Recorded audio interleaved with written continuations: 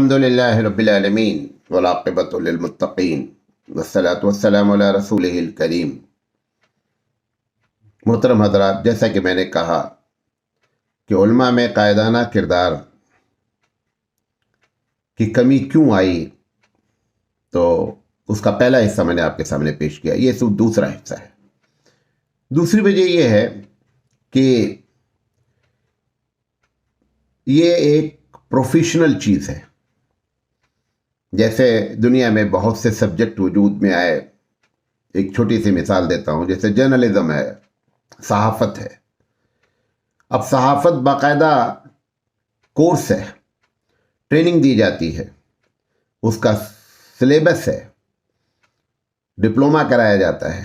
لہذا آپ دیکھیں کہ ایک بڑی تعداد صحافی کی شکل میں صحافت اور جرنلسٹ کی شکل میں نظر آتی ہے، کیونکہ ان کو پڑھایا جا رہا ہے۔ ہمارے مدارس میں صحافت کا کوئی شعبہ نہیں ہے۔ جب ایک چیز سلیبس میں نہ رکھی جائے تو لوگ انفرادی طور پر کچھ بھی حاصل کر لیں، لیکن اس کے اندر وہ پختگی نہیں آ پاتی ہے۔ یہ ایک دوسری وجہ تھی جس کی وجہ سے ہمارے اندر قائدانہ کردار پیدا نہیں ہوا۔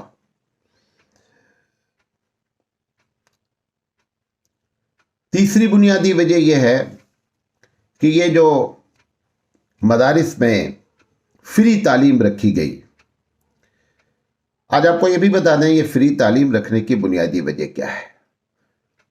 فری تعلیم کے فائدے اپنی جگہ ہیں، لیکن فری تعلیم کے نقصان بھی اپنی جگہ ہیں۔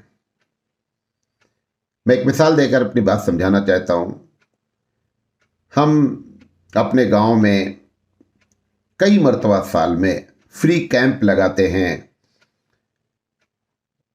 مریضوں کے لیے۔ مختلف قسم کے ڈاکٹرز آتے ہیں، آئی اسپیشلسٹ آتے ہیں، ہارٹ اسپیشلسٹ بلائے جاتے ہیں، اور دن بھر اعلان کیا جاتا ہے، اور پھر جو ہے وہ ایک بڑی تعداد جو ہے وہ کہ آپ اپنا فری چیک اپ کرا لیں، اور جو آپ کی پرابلم ہے، مسائل ہیں، ان کے بارے میں آپ اچھے ڈاکٹر سے مشورہ کر لیں۔ اور بہت ہی ہائی کلاس کے ڈاکٹرز جو ہے اپنی خدمت دیتے ہیں فری میں۔ جب ہم اعلان کرتے ہیں تو اس میں آنے والوں کی تعداد، ایک بڑی تعداد، 95% تعداد وہ ہوتی ہے جو غربا کی ہوتی ہے، کیونکہ امیر آدمی اور پڑھا لکھا آدمی، دانشور، وہ یہ سمجھتا ہے کہ جو چیز فری ہوتی ہے وہ اس کی قدر نہیں کرتا ہے اور اس کی ویلیو کو کم آنکتا ہے۔ اسی طریقے سے جب مدارس قائم کیے گئے اور اس میں فری تعلیم کا نظم رکھا گیا، تو اس میں ایک بڑا طبقہ غربا کا شامل ہوا۔ اس میں پڑھے لکھے لوگ کے بچے، دانشوروں کے بچے، مالداروں کے بچے بہت کم آئے، بلکہ نہ کے برابر۔ وجہ کیا تھی کہ فری تعلیم مدرسے میں رکھنی پڑی؟ حقیقت میں 1857 کے بعد جب انگریزوں کا پوری طریقے سے بھارت پر قبضہ ہو گیا اور لال قلعے پر انہوں نے، ایسٹ انڈیا کمپنی نے اپنا جھنڈا گاڑ دیا، تو انہوں نے اپنی تہذیب اور اپنے مذہب کو تھوپنے کے لیے انہوں نے اعلان کیا کہ انگریزی تعلیم جو لوگ پڑھیں گے ان کو سب کچھ فری میں دیا جائے گا۔ اب لوگ تعلیم بھی مل جائے گی اور فری بھی ہو جائے گی، تو لوگ اس کی طرف لپکے۔ مجبوراً مدارس جو ابھی اپنا پہلا قدم، مدرسہ جو شروع ہو رہا تھا اس کا پہلا قدم تھا، مدرسے کے ذمہ داروں نے بھی محسوس کیا کہ اگر یہاں پر فیس رکھ کر کے ہم تعلیم دیں گے، تو چونکہ انہوں نے فری میں اپنی تعلیم کا اعلان کیا ہے، لہذا ہمارے پاس لوگ آئیں گے نہیں۔ اس بنیاد پر مدرسے کو مجبور ہو کر کے فری تعلیم کا نظم رکھنا پڑا۔ اور اب یقینی بات ہے کہ اس کا تو خرچہ ہے، تو خرچہ آئے گا کہاں سے؟ تو اس میں یہ ہوا کہ بھائی چندہ کیا جائے گا، چندے سے مدرسہ چلے گا۔ اب چندے میں ہوتا کیا ہے کہ سارے مدارس کی بات بتا رہا ہوں کہ تقریباً 60 سے 70% جو رقم آتی ہے وہ زکوٰۃ کی ہوتی ہے۔ اب زکوٰۃ کی رقم کے بارے میں سب کو معلوم ہے، دینے والے بھی مالدار لوگ ہیں، دانشور بھی ہیں، پڑھے لکھے لوگ بھی ہیں۔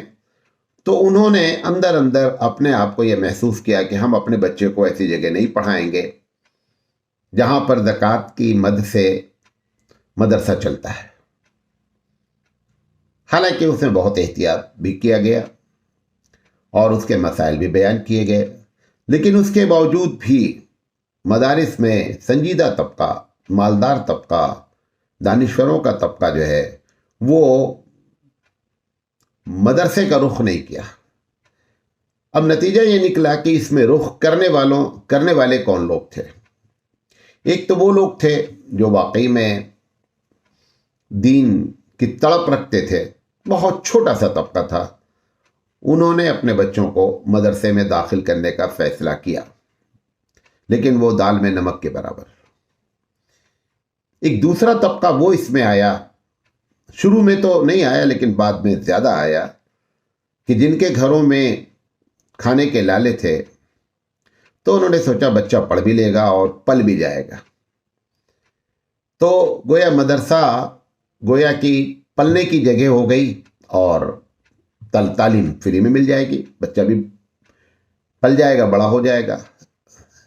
یہ غریب طبقہ اس میں زیادہ آیا۔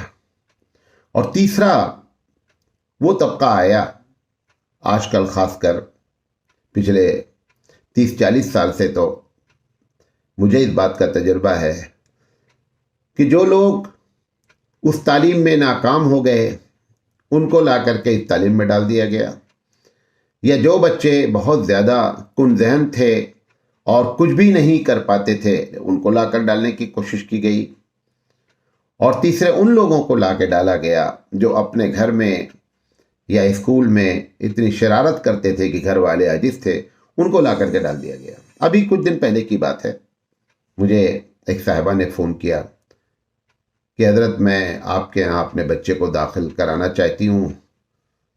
تو میں نے کہا بھائی دیکھیے ایسا ہے کہ اب تو رمضان قریب آ رہا ہے، لہذا آپ شوال میں بات کہا نہیں، بہت پریشان کرتا ہے، گھر والے ایک دم عاجز ہو چکے ہیں، اتنی شرارت کرتا ہے۔